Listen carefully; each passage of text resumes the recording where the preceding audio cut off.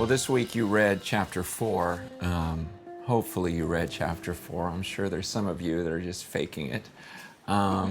There always are, and they're like, oh yeah. Um, but this is the chapter for me anyways. This is what inspired the book, was I saw how, gosh, Lisa and I don't really like work on our marriage that much. Like I think, gosh, we don't fight that much. We don't, but we've been very focused on the mission. And because of that, because we're going after something, everything else has kind of come together. And not saying that's the way it's always going to be. I just know for us, we've been pretty busy about doing what God's called us to do. And we've grown in that area. It's not like we're always that way. I mean, I was raised with the mindset that most of us are raised with, which is, look, your house is about privacy. Don't let other people in your house. That's your little king. I mean, I don't see that anywhere in here, but that again is what everyone's going to teach you in the church, outside the church. And yet, good discipleship is going to involve every aspect of your life. It's living life with others, and I just remember the early days that wasn't my mindset. I remember one time coming home from working at the church, like at 5 o'clock, punching that clock and getting home. And she was discipling a gal at the kitchen table. And I just remember it bugged me because I had this mindset of, no, the work is over. I come home. And I even told her after the girl left, like I specifically remember telling you, don't ever have her at our house when I get home. Like that was my mindset back then, is just there was this separation of I'll serve God during these hours, okay? And I'm committed to him during these hours, but once I'm done with that, I don't want any of that. And I look back and go, gosh, that's just so stupid. Where did I get that from? Who taught me 8 to 5? Like, what is biblical? And so as we've pursued really just a biblical lifestyle, which we've had to grow in, we saw the benefits, and it made us want to do more, and the blessings of not like God just materially blessing us, but the joy of this feels biblical to share life with others. Yeah, I think I was plugging along fine in the beginning, very beginning of our marriage, starting the church. It was so exciting. We were just so involved in every part of church, doing Sunday school and worship and midweek and Sunday morning. And it was exciting. Then we had our first, then we go into our second child, and that's kind of when the brakes came on for me. Like I really went through just a total failure in my mind of thinking about the mission or God or anybody. I was just thinking, why has my life changed so much? And why does Francis get to keep doing everything he always does? And I just felt so overwhelmed and so I was just having a pity party. And people are like, oh, you had the baby blues. And I'm like, no, I just really was in sin and really I was lacking joy. I was not, I just saw everything about how it was affecting me rather than, wow, look at what God has given us, and it's going to take some time and some effort to figure out how to do life and ministry. The more children you have, you start getting into a rhythm. Some of you ladies know, sometimes your first is your hardest, sometimes your second, sometimes your third and fourth, no.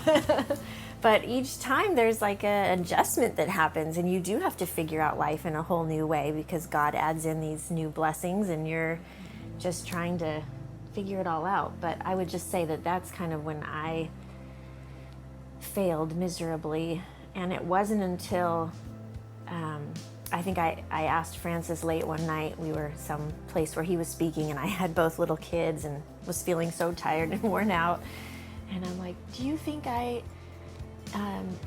have joy being a mom? And he was just dead silent. And I just remember it crushing me because I knew it was right. Like I felt it happening to me where I was not happy.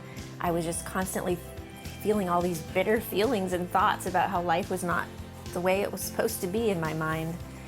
And I remember saying like, yeah, I don't think you like being a mom. Like no one would look at you and go, wow, she really enjoys motherhood at that time. And I'm thinking in my mind, like, that's all I ever wanted to be, right? So it was devastating to think, how did I get so whacked out in my thoughts and just so far from thinking about God? And anyway, so that night I remember going out into the little living room that they had given us, and I had my Bible open, and I just cried and cried and cried, and really just confessed before the Lord and invited him to change my thinking. And I thought, Lord, I just want to totally rethink this. And so at that point we had been married, 5 years? Yeah. So it was just, I guess the Lord gave me the grace to have the humility in that moment to really reach out to him and cry out to him. And from that point on, even though it wasn't like an immediate switch, it was like, okay, I've got to get my mind back in the right place. I have to take my thoughts captive because they were kind of all over the place, leading me nowhere.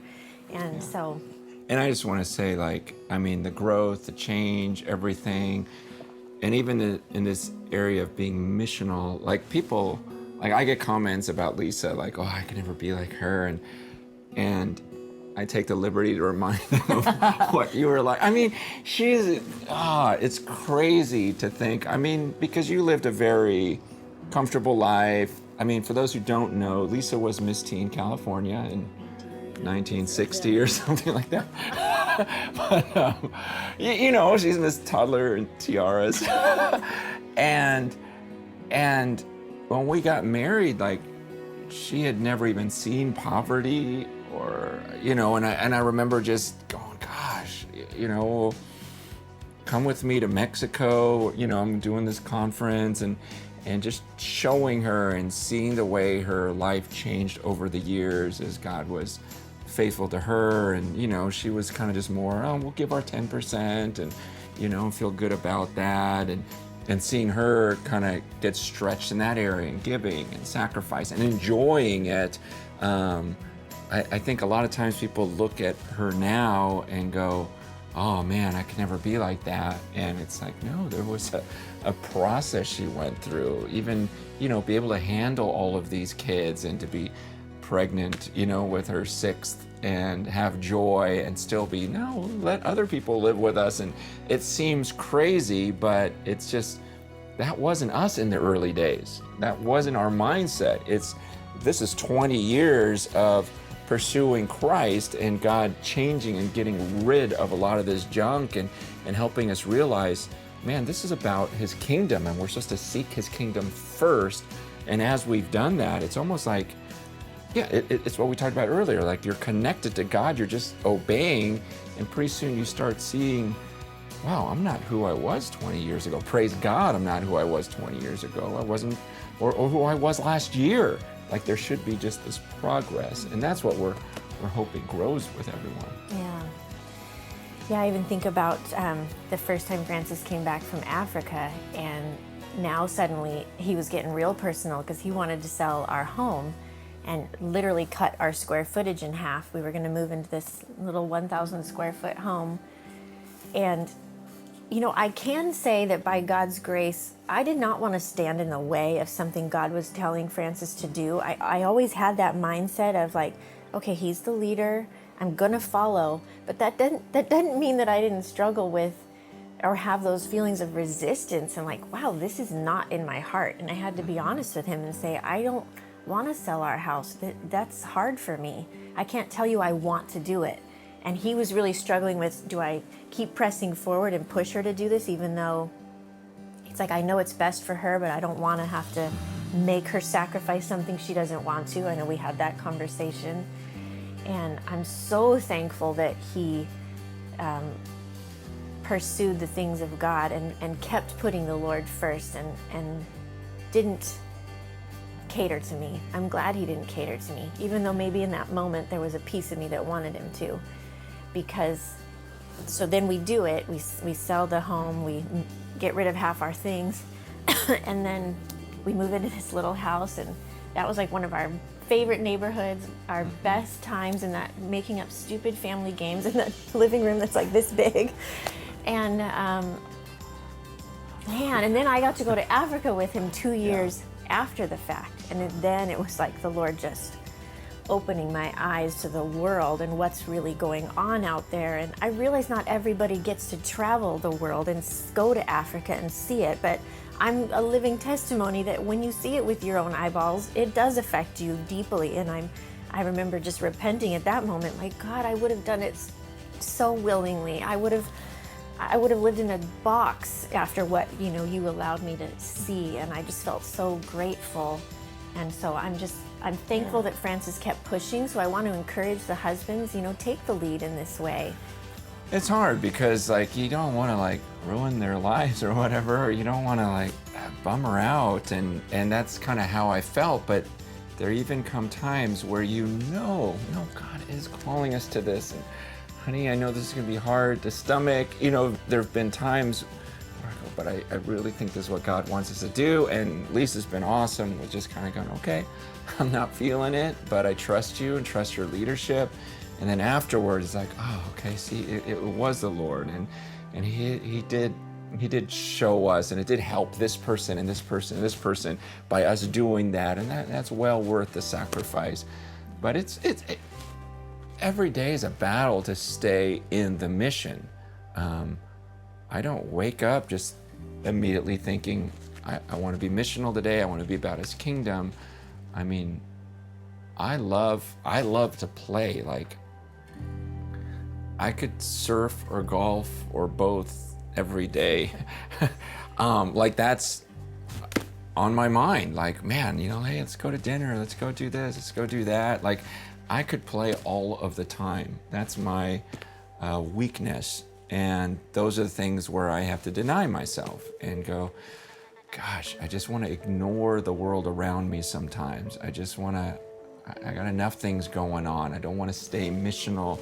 And that doesn't mean you don't take breaks ever. I'm just saying the natural desires in me tend to go towards entertainment and fun rather than the mission. And yet the times when I do deny myself and pursue what I know is more important and what is eternal, I always go to bed going, oh, I'm so glad I made that choice. I'm so glad I went that direction. Yeah, even last week, it's funny, one of the girls that lives with us was going to watch our youngest, who's 3, so she wasn't in school yet, So it's like, oh, I'm going to have the day to go do something, and I was looking forward to having the whole afternoon to myself. I was going to go to the mall, and I get a text from this lady I've been ministering to down in the city who lives a very lonely, hard life, and it's like, hey, I can meet up for lunch. And my first thought is I don't want to meet up for lunch. I want to go to the mall and go shopping right now. And it was like, okay, I can choose to be missional right now in this moment, or I can choose to be me-anal and go to the mall. And I said, yeah, let's go to lunch. And here we are, we're sitting through lunch, and she's crying and telling me these hardships and saying that she hasn't reached out to anybody, and in fact had deleted all these people out of her phone, but she kept mine, and she decided to call me that day. And I'm thinking, thank you, Lord, that I just said yes, and was just able to meet her need that day for friendship. And I don't know, it's just, you have to fight against it. The selfishness is going to be there, but then same thing, it's by the end of the night, I'm so thankful. It's who cares if I had gone to the mall that day? I was able to meet with this woman, and it's powerful. It's oh, I was used by God to encourage someone. So often when we talk about being missional, people come back with the question, okay, so what do we do? We want to be missional, just tell us what to do. And it's not that simple. I would say that you're probably gonna have to do something you don't feel like doing. But it may be something so simple, even last Saturday night, we had a gathering at our house, and the guy that was leading just the prayer at our church, he says, let's walk around the neighborhood and just pray for our neighbors right here, just pray. And we were just it was at the end of the day, and so I was kind of approaching Lisa hey, because if you want to go, I'll stay home with the kids. And she's like, I don't want to go, but I will. So it was just all right, let's just both go. And that's so lame, again, it's and then once you're out there, it's God, what am I doing? Why do I not even want to pray? I just want to lay down. And end of a long day, I don't know what it may be, something as simple as that. why don't you just get up right now and walk around the block and just start praying as you're walking, and just developing and asking God to give you a heart for what's right there. I do think of Acts 1:8, not that it's necessarily prescriptive for all of us, but he says, you know what? You're going to be my witnesses in Jerusalem and Judea and Samaria and to the ends of the earth. And so there was something that happened right there, right in their neighborhood. And sometimes we're about, I'm going to go to Africa, I'm going to go to India. And it's like, well, why don't you start next door first? Why are we sending you halfway across the world if you can't even talk to the guy across the street? It's just taking a small step of faith, like he said, possibly and most likely in just your own neighborhood. You have extra food at night, you know that the old guy across the street is alone, bring him a plate of food. Do something that just shows that you're loving and thinking of others. I think that's the best way to start being on a mission. You're not thinking about yourself, you're thinking, who can I bless? Who could I serve? Who could I love today? Yeah, you guys need to decide like right now, like literally right now, to look at your spouse and go, no, we're gonna do something, because you're gonna get busy and you're gonna talk yourself out of this one, because the easiest thing to do is just nothing. Just go back to our routine, let's have a convicting Bible study, and then we'll go home and do nothing about it, which is lame. We've been doing that for years as a church, and it's just, you gotta make a decision and go, let's just commit to do this at this time. Nothing's gonna get in the way. Let's go, or let's just call it a day as far as our Bible saying, we'll just go home and do this right now when we get home. Because you put things off, we all put things off, and it just never gets done.